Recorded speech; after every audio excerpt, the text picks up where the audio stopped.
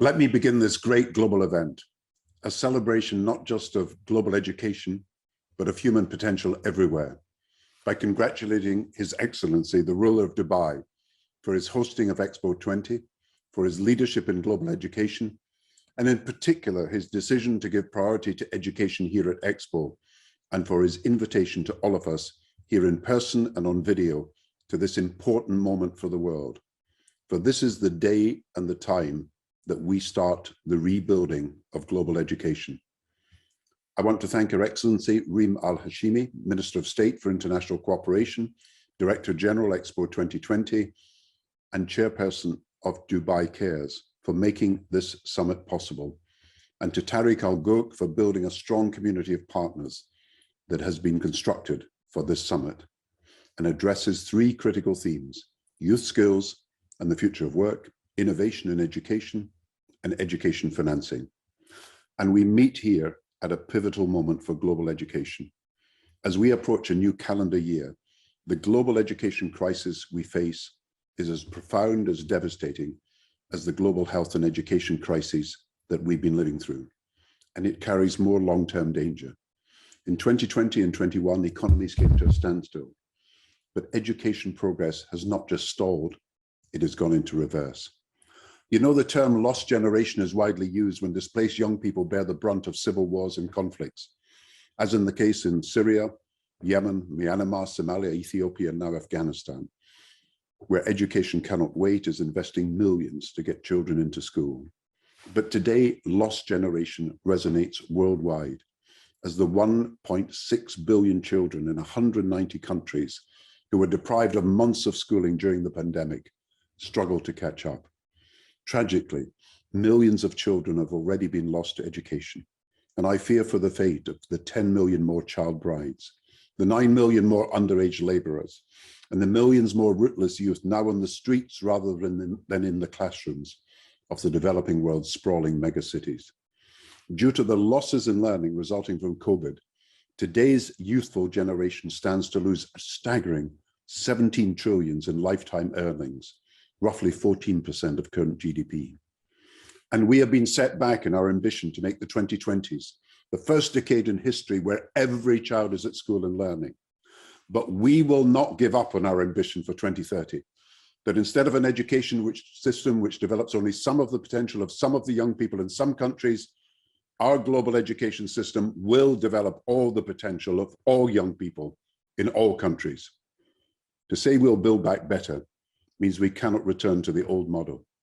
And instead, we need to, as the conference theme says, rewire and break from traditional policies and consider far more radical solutions than anything previously contemplated.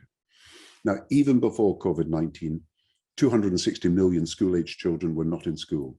Now, as UNESCO has shown, the figure is close to 300 million, and some 24 million children may never return to school. Before COVID, more than half of the developing world's 10-year-olds could not read or understand a simple text. Now, as the World Bank has shown, this learning poverty rate could rise to 70%, and in poorest countries is close to 90%.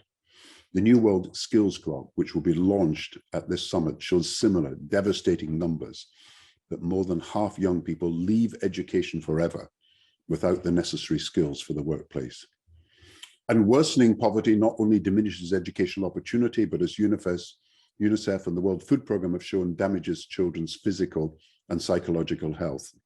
During school closures, 370 million children in 150 countries missed out on daily school meals, their one reliable nutrition source. And after 1.5 million children have lost a parent or carer to COVID, depression and anxiety rates in children and youth have, it is said, doubled. I want to say to the ruler of Dubai how much we in the West have learned from the new approaches to teaching, school leadership, curriculum and technology, including online technology, implemented here in Dubai to the benefit of students and deserving of the admiration of the world. But round the world, where online learning became a necessity almost overnight, 2/3 of children and youth do not have internet access at home. And 1/3 of all children have had no access to any form of remote learning during the pandemic. So I want our conference to be the launching pad for a new high-touch, high-tech approach, combining the essential human touch of those who teach with AI-powered adaptive learning technology that can help especially those furthest behind. But at a time when we need to do more, education has been given less, with a $2 billion cut in education aid by 2022, and 2/3 of the world's poorest countries cutting their domestic education budgets due to COVID. Less than 3% of government stimulus packages have been allocated to education. If building back better is to happen, we need to make the case for the proper funding of education and in new ways, building on the G7's recent promise of 40 million more school places for girls. We need now to see education as an investment and to increase its level. The IMF should not allow education to be cut in any debt restructuring plans. At least 15% of the World Bank's enhanced IDA facility, soon to be $33 billion a year, should go to education, an extra $2 billion a year. And I'd like to echo the UN Secretary General's call to world leaders in his Common Agenda report to urgently operationalize IFID, the International Finance Facility for Education, the innovative finance facility that with $2 billion in guarantees and $1 billion in grants can create $10 billion in new resources for education. I invite the UAE and public and private donors to join the UK and the Netherlands in launching this powerful engine for global education at the UN Transforming Education Summit in September. But what truly matters is the hope we can give young people. Hope, you know, dies when a refugee boat capsizes at sea, or when a food convoy cannot get through to a besieged town. But hope also dies when a young person cannot plan and prepare for the future and is unable to even to begin to dream of a better life. But hope can come alive when young people have opportunities to make the most of the potential, when they can bridge the gap between who they are and what they have it in themselves to become. No economic or health recovery can ever be complete or sustained without a recovery in education. Thanks to this summit at Dubai, we can make RewirEd the starting point for making that recovery real.